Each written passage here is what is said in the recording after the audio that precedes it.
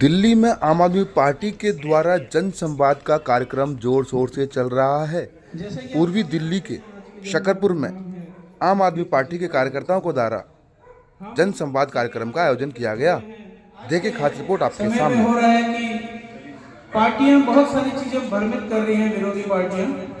हम उसी चीजों को क्लैरिफाई करने के लिए और आपको ये सूचना देने के लिए कि क्यों आप उन पे भ्रमित ना हो और हम क्यों सही हैं, आम आदमी पार्टी क्यों सही है, केजरीवाल जी क्यों सही है, वो सब आपको बताने जा रहे हैं। तो इसी संदर्भ में मैं आगे अपना माइक विधानसभा अध्यक्ष सुनील जी को देता हूँ, वो आपसे कुछ कहेंगे।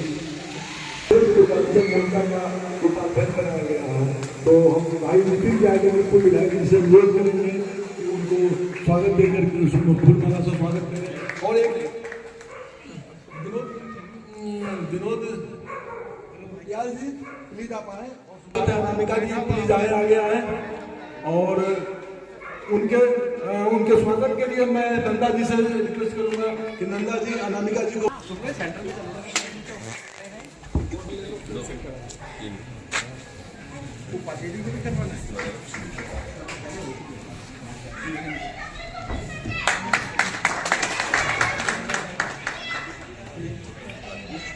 बहुत बहुत धन्यवाद। सम्मानित मंच पर उपस्थित आज के कार्यक्रम के मुख्य अतिथि लक्ष्मीनगर के पूर्व विधायक भाई नितिन त्यागी जी और हमारे सामने बैठे हुए आम आदमी पार्टी के आन बान और साथ एक एक कार्यकर्ता जो हमारे साथ इस सभागार में उपस्थित है, और लक्ष्मीनगर की जनता जनार्दन, मैं सभी को, आप सबों को हृदय से दिल से प्रणाम करता हूं, धन्यवाद करता हूं, नमन करता हूं। साथियों, आज का हमारा कार्यक्रम मैं भी केजरीवाल जनसंवाद है। मैं इस कार्यक्रम के बारे में बस एक दो चीज बोलना चाहता हूं। सबसे पहली बात तो ये है कि ये जो मैं भी कार्यक्रम केजरीवाल कार्यक्रम में हम इसलिए यहाँ पे पहले हम लोग एक महीने तक डोर टू डोर किए हैं। डोर टू डोर में ये बताया है कि केजरीवाल जी के साथ ये भाजपा वाले ये क्या कर रहे हैं। ये झूठी शराब घोटाला का नाम ले लेकर इनको रोज के रोज बदनाम किया जा रहा है, जबकि शराब का कोई घोटाला नहीं हुआ है। ये तो उनके अच्छे कामों को बुरा दिखाने की एक साजिश है। जैसे हमारे बिहार में कहा जाता है कि अच्छे काम में विघ्न डालो। बिहार में बहुत ही प्रसिद्ध कहावत है कि अच्छे काम में विघ्न डालो, कुछ तो पंच दिलाएगा। तो ये कुछ तो पंच दिलाएगा वाली कहानी हमारी टीवी कर रही है, बुद्धि मीडिया कर रही है कि आप किसी को भी बदनाम करना। यहाँ पे जितने लोग बैठे हैं, हम उसमें से किसी को भी अगर बदनाम करना चाहे तो एक मिनट में चार आदमी बोल दे कि ये बेईमान है, अब उसके लिए सफाई देते रहो। तो हम सफाई देने के लिए जनता की अदालत में आए हैं। जिनको अगर ये झूठे केस में अरेस्ट करने की कोशिश कर रहे हैं, तो अगर ये अरेस्ट करते हैं तो जनता क्या कर रही है? जनता उनको सरकार चलाने की अनुमति देती है। जिस जनता ने उनको 67 सीटें दी है दिल्ली में, वो जनता क्या कर रही है? आज दिल्ली से लेकर के पंजाब, गुजरात, कई जगह हमारे पंजाब में तो सरकार बन गई, गुजरात में भी काफी वोट आए हैं, और हम इतनी कम समय में 10 साल 11 साल के अंदर पड़ा हुआ है। एक गरीब आदमी की आवाज उठाने वाला सांसद में हमारा सांसद संजय सिंह जी जेल में पड़े हुए हैं। कसूर क्या है कि इन्होंने आप लोगों की आवाज उठाई, गरीबों की आवाज उठाई। एक भारतीय जनता पार्टी ने घोटाले का नाम दिया शराब घोटाला, जो घोटाला हुआ ही नहीं। आज तक ईडी एक भी सबूत पेश नहीं कर पाई और बार बार कहते हैं शराब घोटाला हुआ, शराब घोटाला हुआ। पूछना चाहता हूं कौन सा घोटाला हुआ, लेकिन उसका किसी के पास जवाब नहीं है। भारतीय जनता पार्टी संविधान को तोड़ मरोड़ के ईडी को पेश करके दबाना चाहती है। भारतीय जनता पार्टी को नहीं भूलना चाहिए, अब से पहले भी एक तानाशाह सरकार रही है, उसका आज नाम लेवा नहीं है। उसने भी ऐसा ही किया था कि विपक्षी दलों को सबको जेल भिजवा दिया था, लेकिन आज वो हाशिए पे है। तो भारतीय जनता पार्टी को इस अहंकार में नहीं रहना चाहिए कि तुम अगर आज सत्ता में हो तो दूसरी पार्टी को, जो छोटा दल है, उसको खत्म कर दोगे। जब मीडिया से और लोगों से पता चला कि ईडी हमारे अरविंद केजरीवाल जी को भी शराब घोटाले में जेल में भेजना चाहती है, तो दिल्ली के सारे विधायक इकट्ठा होकर अरविंद केजरीवाल जी के पास गए। उन्होंने कहा, अरविंद जी, अगर आपको जेल हो जाती है तो आप जेल से रह के सरकार चलाना, जेल से रह के कैबिनेट की मीटिंग करना। लेकिन अरविंद केजरीवाल जी ने मना कर दिया, बोले नहीं, आप जनता के बीच जाओ, मैं आपकी बात नहीं मानूंगा, मुझे जनता ने चुना है। जब विधायकों की बात नहीं मानी तो सारे काउंसलर, दिल्ली के चुने हुए काउंसलर इकट्ठा होकर अरविंद जी के पास गए। अरविंद जी ने उनसे भी मना कर दिया कि नहीं, आप लोग जनता के पास जाओ। उसके बाद हम सब कार्यकर्ता इकट्ठे होके तालकटोरा स्टेडियम गए। हम सब लोगों ने अरविंद केजरीवाल जी से गुहार लगाई कि अरविंद केजरीवाल जी, अगर आपको जेल हो जाती है तो आप जेल से रह के सत्ता चलाना, जेल से रह के गरीबों के काम करना। गरीबों के काम, जो 200 यूनिट बिजली फ्री मिल रही है, जो महिलाओं को मुफ्त में सफर मिल रहा है, जो शिक्षा फ्री मिल रही है, 20,000 लीटर पानी फ्री मिल रहा है, उसके वो सारे काम हमारे सुचारू रूप से चलते रहने चाहिए। लेकिन अरविंद केजरीवाल जी ने हमारी भी बात नहीं मानी। उन्होंने कहा कि आप जनता के बीच जाओ और जनता से पूछो कि जनता क्या चाहती है। अगर जनता चाहती है कि मुझे जेल हो गई, मैं इस्तीफा दूं, तो मैं इस्तीफा दूंगा। और अगर जनता चाहती है कि जेल से रह के सरकार चलाऊं, तो मैं जनता की बात ही मानूंगा। हम लोग जनता के बीच गए, हमने डोर टू डोर किया, किताब लेके गए, लोगों के पास गए, हम सब लोगों से मिले। वो भारतीय जनता पार्टी को सपोर्ट करता हो, वो कांग्रेस को सपोर्ट करता हो या किसी भी दल को। लेकिन आपको ताज्जुब होगा, 98% दिल्ली की जनता ने कहा कि अगर अरविंद केजरीवाल को जेल हो जाती है तो उन्हें जेल से रह के सरकार चलानी चाहिए। ये भारतीय जनता पार्टी के मुंह पे तमाचा मारा यहाँ की दिल्ली की जनता ने और हम लोगों ने, जो हम सब बैठे हुए हैं। आज उसी जनसंवाद की कड़ी में सब लोगों के बीच एक बात मैं आपसे पूछना चाहता हूं, क्या भारतीय जनता पार्टी सही कर रही है अरविंद केजरीवाल को जेल भेज के? आप हाथ उठा के बताइए, क्या सही कर रही है? क्या अरविंद केजरीवाल को अगर जेल हो जाती है, सत्ता जेल से रह के चलानी चाहिए, नहीं चलानी चाहिए? हाथ नहीं उठ रहे आप लोग, इसका मतलब नहीं चलानी चाहिए। सब लोग बोलिए, जेल से रह के सत्ता चलानी चाहिए, गरीबों के काम करने चाहिए। तो ये बात अरविंद केजरीवाल जी तक पहुंचेगी। आप इस जनसंवाद को छोटा जनसंवाद मत समझिए। जो जनता की आवाज है, जो ये जनता की बात है, ये सीधी सीधी अरविंद केजरीवाल जी के पास तक पहुंचेगी। मैं अपनी वाणी को विराम देता हूं। जय हिंद, जय भारत, बहुत बहुत शुक्रिया।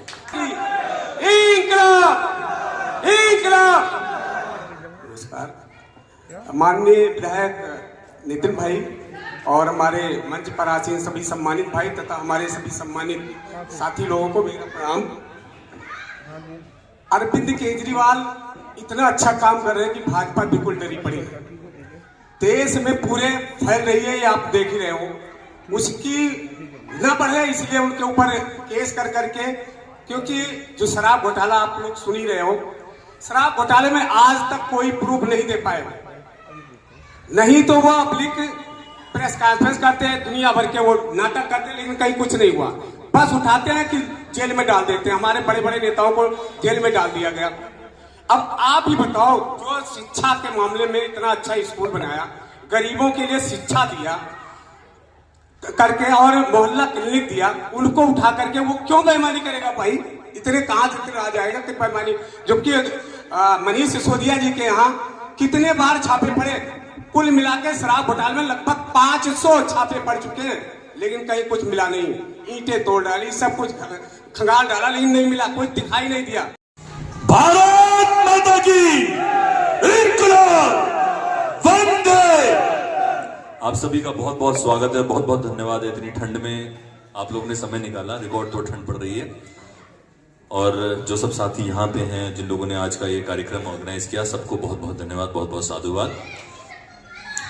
अभी सब लोग बता रहे थे कि किस तरीके की साजिश चल रही है हमारे देश में। एक्चुअली साजिश चल ही रही है, इस तरीके से साजिश चल रही है। एक छोटी सी आप लोगों को एक्चुअल खबर बताते हुए मैं उस साजिश के बारे में बात करूंगा। तमिलनाडु में 2 किसान भाई, एक का नाम कन्हैया जिसकी उम्र 72 साल, उसका छोटा भाई कृष्णा जिसकी उम्र 66 साल है। उन दोनों को ईडी का सम्मन आया और ईडी के सम्मन में जब रेड उनके ऊपर पड़ी तो दोनों के खाते में टोटल मिला के 450 रुपए मिले। कितने भैया? 450। बता दें, सब लोगों को सुनाई दे रहा है ना? कितने? 450। और उन्होंने एक पुराने केस का हवाला देते हुए उन्हें तमिलनाडु से दिल्ली बुलाया समन करके। केस था जो खेती के चारों तरफ बाढ़ लगाई थी, उसमें करंट लगने से 2 भैंसें मर गई थी। इस पे ईडी ने केस किया। गुणशेखर नाम का एक बीजेपी का वहां बड़ा नेता है तमिलनाडु में, उसका लैंड को लेके कुछ उससे झगड़ा था। इस झगड़े के चलते उन्होंने ईडी पे दबाव डाल के किसानों को उठवा दिया। हालत देख रहे हैं आप, ये बीजेपी के बदले लेने के लिए बनी हुई है ईडी या देश के काम के लिए ईडी बनी? सोच के देखिए। हमारे दिल्ली के अंदर जिस तरीके का काम हुआ है, चाहे वो स्कूल में हुआ हो, चाहे वो स्वास्थ्य में हुआ, वो पूरी दुनिया में उसके बारे में बात की जाती है। स्कूल में काम किसने किया? मनीष सिसोदिया जी ने। कहां पे है? अंदर।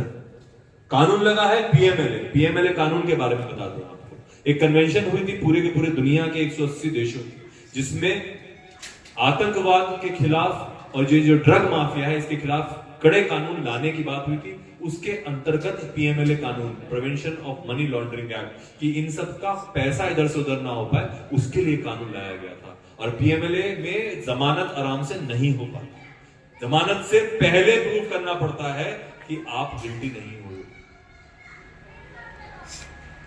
उस कानून के तहत सिर्फ और सिर्फ विपक्ष को उठाया जा रहा है और लगातार उठाया जा रहा है, और इतनी गुंडागर्दी बचा रखी है कि जिसको देखो उसको जैसे जैसे चुनाव आता जाता है, चाहे वो बंगाल हो, चाहे तमिलनाडु हो, चाहे कर्नाटका हो, चाहे दिल्ली हो, चाहे झारखंड हो, जहां बीजेपी की सरकार नहीं है, वहीं से भ्रष्टाचार के नाम पे पीएमएलए कानून लगा के ऐसे ऐसे लोगों को उठाया जाता है। आप खुद सोच के देखिए कि अगर भ्रष्टाचार के खिलाफ होती मोदी सरकार, तो अजीत पवार के लिए मोदी जी ने कहा 70,000 करोड़ का घोटाला किया है और कुछ ही दिनों में से जेल भेजूंगा। 2 दिन बाद उसे उप मुख्यमंत्री बना दिया महाराष्ट्र का मोदी जी।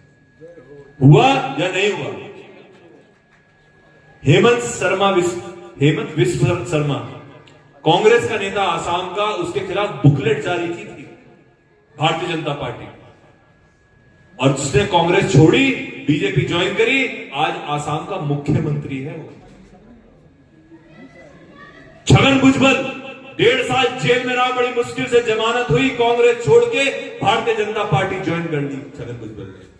ईडी ने कोर्ट में जाके कहा इनकी फाइल खो गई, हमारे पास इनके खिलाफ कोई सबूत नहीं। आप सोच के देखिए कितना सीरियस मैटर है।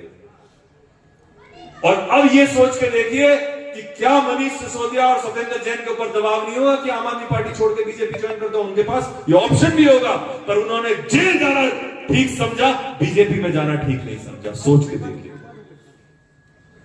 इस चीज को सोच के देखिएगा कि ये लोग, हम लोग बहुत लोगों से सुनते हैं कि ये लड़ता बहुत है केजरीवाल, आम आदमी पार्टी वाले लड़ते बहुत है। अरे लड़ते हैं तो अपने घर वालों के लिए लड़ते हैं या पब्लिक के लिए लड़ते हैं?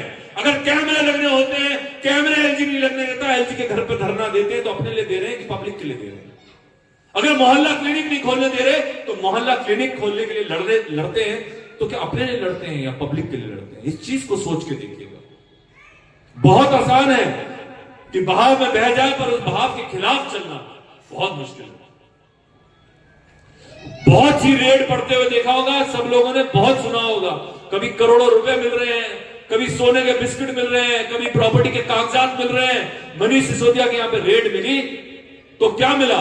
एक झुंझुना, मजाक में भी नहीं कह रहा हूं, सीरियसली कह रहा हूं। लॉकर में से चांदी का झुंझुना जो छूचक में आता है ना, हमारे त्यागी लोग बैठे इन्हें पता होगा छूचक में आता है, उनके घर से वो झुंझुना मिला। 1 रुपया नहीं मिला किसी को, कोई प्रॉपर्टी का कागजात नहीं मिल रहा, कोई सोने के बिस्कुट नहीं मिल रहे। लगा 500 से ज्यादा रेड मारी। सारे न्यूज चैनल रेड के बारे में बताते, ये नहीं बताते कि दिल्ली सरकार को 3,000 करोड़ रुपए का फायदा हुआ ये नीति लाने से। आप लोग सोच के देखो किस तरीके की गुंडागर्दी है।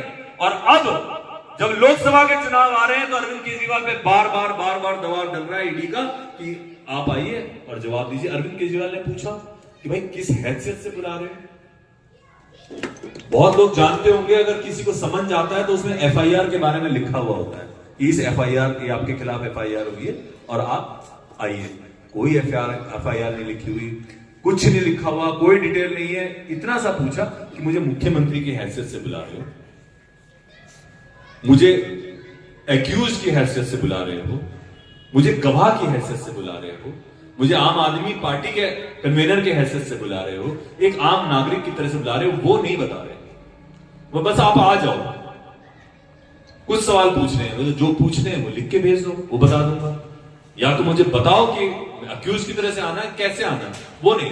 पर ये सिर्फ साजिश है और हम लोग को सबको पता है कि उन्हें अरेस्ट करने की साजिश है। हम सब ने कहा कि आप वो इस पे रिजाइन करना चाह रहे थे, तो हम लोगों ने याद दिलाया भैया 2013 में सरकार बनाई थी, 28 सीट आई थी, आपने उसके बाद रिजाइन कर दिया था, बहुत नाराजगी हुई थी। तो रिजाइन मत करना। बोलते यार एक काम करो तो जाओ जनता से ही पूछ के आओ। तो हम लोगों ने एक बुकलेट के जरिए सब लोगों से पूछा। इस गली में भी मेरे ख्याल से कोई घर शायद रहा हो जिससे ना पूछा गया हो, हर एक से हम लोगों ने पूछा और 98 पर पूरे दिल्ली में 24 लाख घरों में पूछा गया है कि क्या अरविंद केजरीवाल को इस्तीफा देना चाहिए या काम करते रहना चाहिए। तो 98 से 99% लोगों ने कहा है नहीं, अरविंद केजरीवाल को काम करते रहना चाहिए। ये भरोसा है लोगों का। जब अरविंद केजरीवाल हमारे लिए लड़ सकता है तो क्या हमारा हक नहीं बनता या हमारी जिम्मेदारी नहीं बनती कि अगर अरविंद केजरीवाल को दबाने की कोशिश की जाए तो हम भी उनके लिए लड़े? हाँ या ना, एक बात बता दीजिए, बहुत आराम से हाथ उठा के बता दीजिए क्या हम लोग अरविंद केजरीवाल के लिए लड़ने के लिए तैयार हैं? एक बार हाथ उठा के बता दीजिए। क्या आप लोगों को एक माइक दे देना भैया, लोगों को एक दो सवाल आप लोग बता दीजिए, इन्हीं को दे दीजिए, बहन जी को। हाँ, क्या आपको लगता है कि अरविंद केजरीवाल जी को अरेस्ट करने की जो साजिश है बीजेपी की, ये ठीक है या गलत है?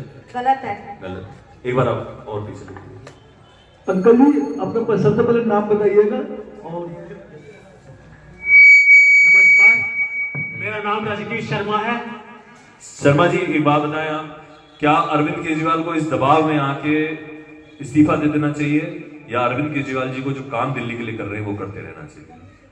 सर आपने बहुत सीधा सवाल पूछा है और सारी दिल्ली की जनता बता चुकी है कि अरविंद केजरीवाल जेल भी जाए तो भी वहां से शासन चलाना चाहिए। लेकिन एक बात दिल्ली जनता की यही पुकार, अगर ऐसा हो जाए तो भी जेल से चलेगी दिल्ली सरकार। बहुत बहुत आगे अंकल दे दीजिए।